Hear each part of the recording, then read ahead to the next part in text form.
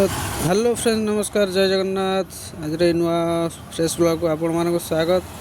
तो आज मु बाहरी आमर गाँ पाखक गाँ ठू जस्ट 5-6 किलोमीटर गोटे सांगर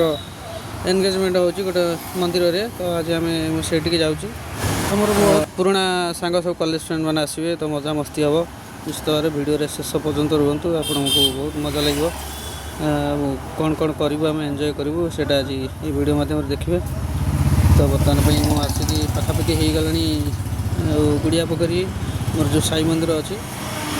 तो पास कर केज कॉलेज पास कर पाखापाखि हो गलानी कि समय मात्र 10 मिनट खंड लगे पहुँचे को पहुँचला से देखा कौन कौन सब चलती आउ सांग मैंने सब आसछंती आउ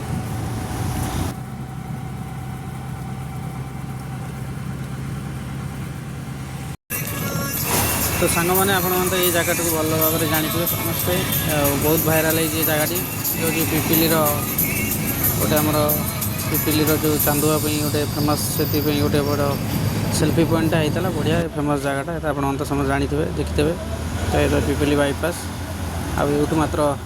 4-5 किलोमीटर 3-4 किलोमीटर रहा से मंदिर एनगेजमेंट होती पहुँचू। तो सांग मैंने यही जगह तो समस्त मैंने जाथे कारण जी भी पूरी आसती जो मैंने जगन्नाथ दर्शन करने जाती तो निश्चित यही बाटे समस्ते जाती। तो यहाँ हूँ पूरी बाईपास रोड आमर पिपिली जो फ्लाईओवर तो ये समस्ते जमी रही जगह फोटो सेल्फी नवा सहित चाह फार मजा उठे जाती। यहाँ तो सबू जिते भी आसती टूरिस्ट हो कि आमर लोकल ओडिशा भितर जिते भी लोक समस्ते ये जगह निश्चित भाव में रही था। तो बर्तमान मुझे से मंदिर पाखे पहुँचे तो से मो सांग ये छिड़ा साइड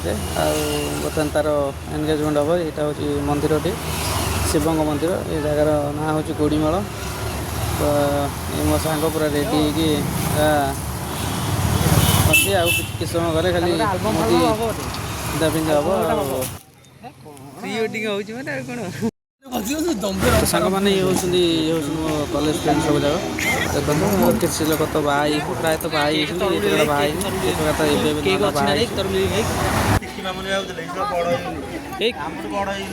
के मेल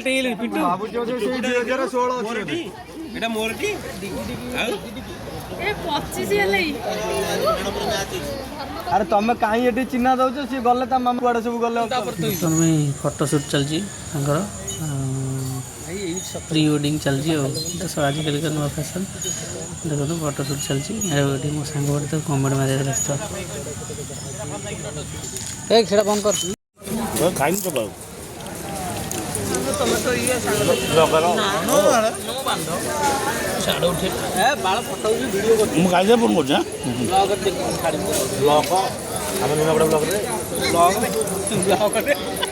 निमापड़ा ब्लॉग